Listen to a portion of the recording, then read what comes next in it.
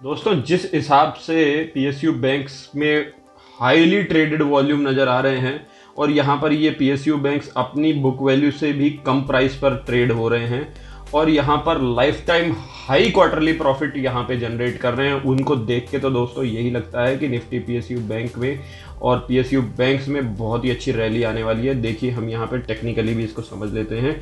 ये Nifty PSU bank का weekly chart है। यहाँ पे अगर आप देखेंगे तो ये एक reverse head and shoulder pattern बनाता हुआ नज़र आ रहा है दोस्तों, जो कि यहाँ पे ब्रेकआउट को तैयार है दोस्तों अभी प्रेजेंटली। इसके अलावा मैं आपको निफ्टी की पीएसयू बैंक्स की फैक्ट शीट पे लेके चलता हूँ, वहाँ पे भी कुछ इंटरेस्टिंग चीज़ें नज़र आएगी।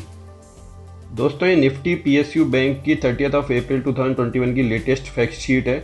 यहाँ पे अगर आप देखेंगे तो जो स्टेट बैंक ऑफ इंडिया है उसमें अभी रिसेंटली क्वार्टरली 4 के रिजल्ट आए थे और ये अपनी रैली पकड़ चुका है, क्योंकि ये अपने लाइफ टाइम हाई के आसपास ऑलरेडी ट्रेड कर रहा है, तो हम इसको नहीं डिस्कस करते हैं। इसके अलावा जो टॉप 5 बैंक्स और हैं उनको हम यहाँ पे डिस्कस करने जा रहे हैं और इसको हम जो कि टॉप का बैंक प्राइवेट सेक्टर का एचडीएफसी, उससे मार्केट कैपिटलाइजेशन, एनपीएज और book value and current price trading पे हम इसको कंपेयर करेंगे और समझेंगे कि किस तरीके से इनमें एक अच्छी वैल्यू अभी बनी हुई है। उससे पहले मैं आपको एक बुक वैल्यू का कंसेप्ट और समझाना चाहता हूं दोस्तों। तो आइए चलते हैं, पहले बुक वैल्यू देख लेते हैं, फिर उनको कंपेयर करते हैं एचडीएफसी बैंक से। दोस्तों यहाँ पे अगर बुक वैल्यू का मतलब देखें तो इट इज़ रफली equal to total amount all share holders will get if they liquidate the company. अगर कंपनी लिक्विडेट होती है एनी टाइम तो उसके शेयर होल्डर्स पर शेयर उतनी प्राइस उनको मिलेगी, that is called as book value. आइए अब हम इसको बैंक्स को एचडीएफसी से कंपेयर करते हैं और देखते हैं क्या बुक वैल्यू है, क्या प्राइस पे वो ट्रेड कर रहे हैं। दोस्तों यहाँ पे अगर आप एचडीएफसी बैंक जो कि प्राइवेट सेक्टर का एक दिग्गज बैंक है उसकी मार्केट कैपिटलाइजेशन देखेंगे तो 8,29,000 करोड़ की आज यहाँ पे वो ट्रेड कर रहा है। बोरोइंग इसकी देखेंगे तो 13,33,000 की। बोरोइंग यहाँ पे बैंक्स की एक तरीके से बिजनेस में लगा पैसा ही होता है जिसपे कि वो इंटरेस्ट कमाते हैं, तो जिस बैंक की जितनी ज़्यादा बोरोइंग होती है वो एक तरीके से देखा जाए तो उतना ही अच्छा बिजनेस भी यहाँ पे कर रहा है। बुक वैल्यू इसकी 320 रुपीज़ की है और करंट प्राइस ये यहाँ पे उससे 5 गुनी 1500 पे ट्रेड कर रहा है दोस्तों। और अगर ग्रॉस एनपीए नंबर देखे जाए तो मार्च 2020 में इसके 1.26 थे, जो कि अब बढ़ के मार्च 21 में 1.32 हो गए, मतलब 1% इंक्रीज यहाँ पे देखा गया है दोस्तों। इसी के कंपैरिजन में अगर पीएसयू बैंक्स को अगर हम डिस्कस करें तो यहाँ पे बैंक ऑफ बड़ौदा की मार्केट कैपिटलाइजेशन सिर्फ 43,000 करोड़ की है, जो कि एचडीएफसी बैंक के 10% से भी कम है। पीएनबी की 46,000 है, कैनरा बैंक की 26,000 है, यूबीआई की, यूनियन बैंक ऑफ इंडिया की 23,000, बीओआई की 25,000।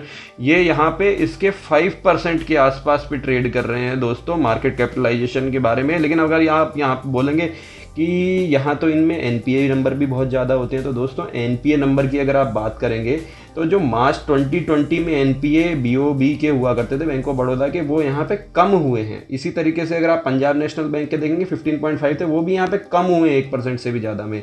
इसी तरीके से यूबीआई के भी देखेंगे तो वो भी कम हुए हैं यहाँ पे लगभग 1% का। बीओआई का भी यहाँ पे देखेंगे, बैंक ऑफ इंडिया का भी तो कम हुआ है, कैनरा बैंक का थोड़ा सा स्लाइट इंक्रीज हुआ है। तो दोस्तों यहाँ पे अगर आप देखेंगे तो पीएसयू बैंक्स की क्वालिटी इंक्रीज हो रही है दोस्तों, क्वालिटी एनहांस हो रही है। यहाँ पे इनके एनपीए नंबर कम हो रहे हैं। जो पेंडेमिक में जिस कंपनी ने यहाँ पे अपना बिजनेस किया है, अपने बिजनेस को करने के साथ साथ में प्रॉफिट भी इंक्रीज किया है।